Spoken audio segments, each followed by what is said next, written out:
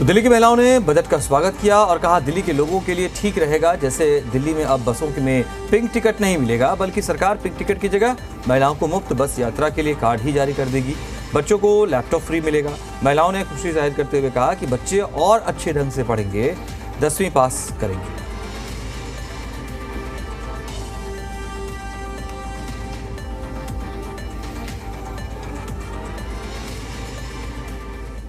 पास जो बच्चे करेंगे उनको जो लैपटॉप देगी सरकार फ्री। हाँ, तो अगर ये चीज़ आ रही है तो बहुत अच्छी बात है। बच्चों का मनोबल बढ़ेगा इस चीज़ से और उनको शिक्षा में आगे बहुत ज़्यादा हेल्प मिलेगी। तो रेखा गुप्ता जी अगर ये निर्णय ले रही है तो बहुत अच्छा है, हमारे दिल्ली वासियों के बच्चों के लिए बहुत अच्छा है। बहुत अच्छी राय है उनकी। इस चीज़ें बच्चों का फ्यूचर अच्छा रहेगा इससे, क्योंकि घर में नेटवर्क नहीं है, किसी के पास फ़ोन नहीं होते, किसी के घर में हर चीज़। ये बहुत अच्छी बात है। जो दिल्ली के अंदर गवर्नमेंट हमारी आई है, बीजेपी सरकार की, हमारी नहीं, मतलब कि सब लोगों की आई हुई है, उसके अंतर्गत जो हम रोड मैप तैयार कर रहे हैं उसके अंदर हम ये चाहेंगे कि जो डेवलपमेंट होएगा वो ज़रूरत से ज़्यादा होना चाहिए। जिस प्रकार से हमारा जमुना जी का चल रहा है विकास, जो जल सेवा शुरू करने वाली बातचीत चल रही थी कि यहाँ से लेके वहाँ तक जल वो चलेगी हमारी, इसी हिसाब से हमारा रोड मैप जो बनाया है उन्होंने बहुत अच्छा बनाया है रोड मैप दिल्ली का।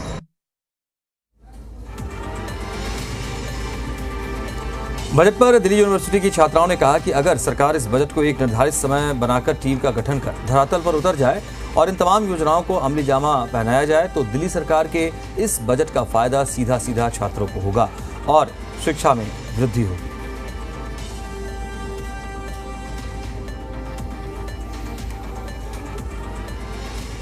हमारी जो समस्या है यूनिवर्सिटी के अंदर, सबसे ज्यादा यहाँ समस्या कैंपस के अंदर कैंपस सिक्योरिटी को लेके है। यहाँ कोई व्यवस्था नहीं है। रात के टाइम में लाइट वाइट वगैरह कुछ नहीं चलती यूनिवर्सिटी रोडों पे। गर्ल्स पीछे गर्ल्स हॉस्टल भी है, केएमसी के बाहर भी गर्ल्स हॉस्टल है। यहाँ पर मतलब ऐसी कोई सुविधा नहीं है जो हम मतलब सेफ फील कर सके। माँ बाप बच्चों को बहुत दूर दूर से भेजते हैं यहाँ पढ़ने के लिए।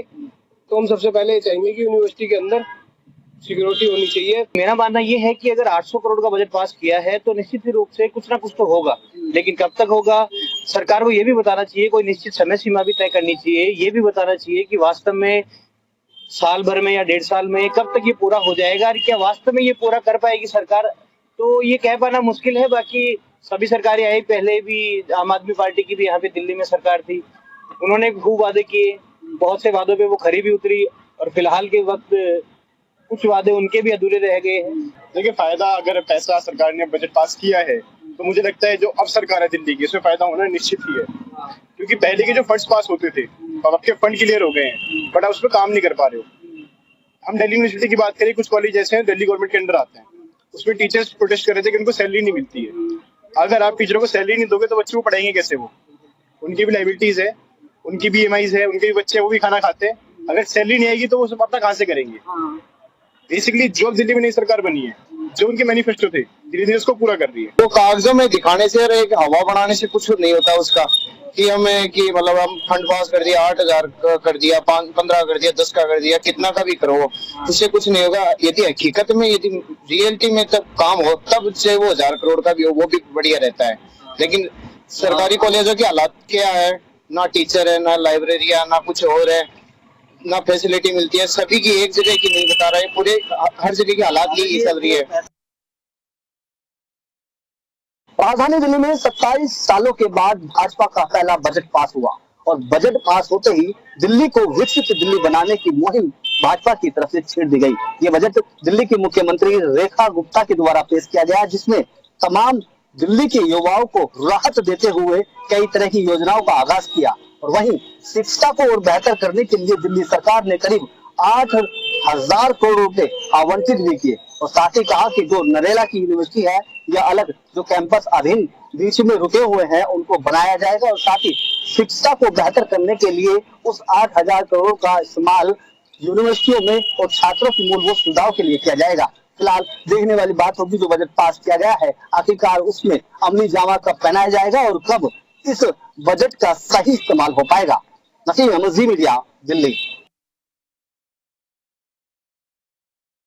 दिल्ली में नई सरकार के गठन के बाद में पहला बजट पेश किया गया। अब लोगों से जानते हैं उनकी क्या राय है। आपकी क्या नाम बता दीजिए। मैं ओमदन शर्मा हूं और इस बजट का मैं स्वागत करता हूं क्योंकि हमें विकसित दिल्ली बनानी है, विकसित भारत बनाना है। मुख्यमंत्री ने जो बजट पेश करा हर वर्ग के लिए बहुत अच्छा बजट करा, इसका हम स्वागत करते हैं। और 26 साल बाद ऐसा बजट आया, 1,00,000 मतलब करोड़ रुपया जो हमारे दिल्ली वालों के लिए, विकसित दिल्ली के लिए खर्च होगा, इसका हम स्वागत करते हैं। आप आगे बढ़ो, माननीय प्रधानमंत्री की गारंटी अब नजर आने लगी और आज नजर आ गई।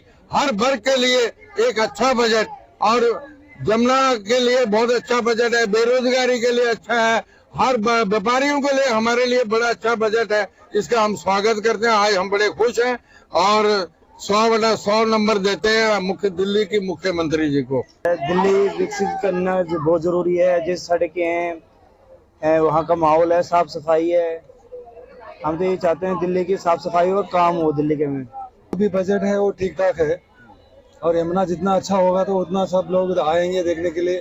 हम भी कर्नाटक से आए हैं देखने के लिए, 2000 किलोमीटर से दिल्ली देखने के लिए। दिल्ली तो, न्यू दिल्ली तो बहुत ठीक ठाक और बढ़िया दिख रही है। पुराने दिल्ली में और थोड़ा बहुत काम होना है, वो ये सरकार करती है तो दिल्ली के लिए अच्छा होगा। देखिए, बजट से जनता को ज्यादा लाभ नहीं मिलेगा। हमारा मानना ये है कि जो बेरोजगारी है उसको कम की जाए और रोजगार पैदा किया जाए दिल्ली के अंदर। और दिल्ली की जो हालात खराब हैं, रोड सड़क वगैरह, गार्डन वगैरह का, तो वो तो काम किया जाए, लेकिन सबसे पहले रोजगार पे ध्यान दिया जाए, क्योंकि दिल्ली की जनता अभी रोजगार से वंचित है। तो इसलिए हमारे सरकार से और रेखा जी से निवेदन है कि जो लोग पटरी पे, फुटपाथ पे काम कर रहे हैं, जिनको लगभग 18 से 20 साल हो गए, ना तो उनको कोई जगह दी गई है, ना तो उन्हें अलॉटमेंट किया गया है, तो जो 2007 में शीला दीक्षित जी ने कदम उठाया था उसको रेखा जी पूरा करेंगे तो उनका अगली बार भी स्वागत होगा। जो बीजेपी ने जो चुनाव के समय में जो ये वादा किया था कि हर महिलाओं को 2500 रुपया देंगे, और उसके बाद में जो अब जो कंडीशन जो लगाया गया कि बीपीएल महिलाओं को ही दिया जाएगा, तो उस पे लोगों में थोड़ी बहुत नाराजगी है। और ये लोग सरकार से मांग कर रहे हैं कि जो चुनाव के समय में जो वादा किया था कि हर गरीब महिलाओं को देंगे, ना कि बीपीएल कार्ड वालों को ही देंगे, तो उस वादे को पूरा करें और हर गरीब महिला को 2500 रुपया देने का काम करे। मुकेश सिंह, जी मीडिया, दिल्ली।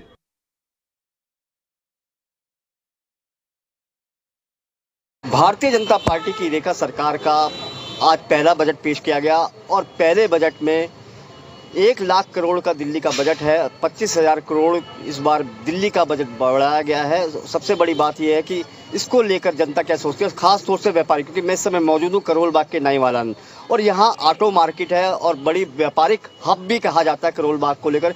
यहाँ के व्यापारियों की क्या राय है, कुछ लोग हमारे साथ। सर, ये बताइए, रेखा सरकार के द्वारा बजट पेश किया गया है, खासतौर से व्यापारियों की बात करूंगा तो व्यापारियों के लिए व्यापारी कल्याण बोर्ड का गठन किया गया है, क्या कहेंगे इसको लेकर, कितने खुश नजर आ रहे हैं आप लोग?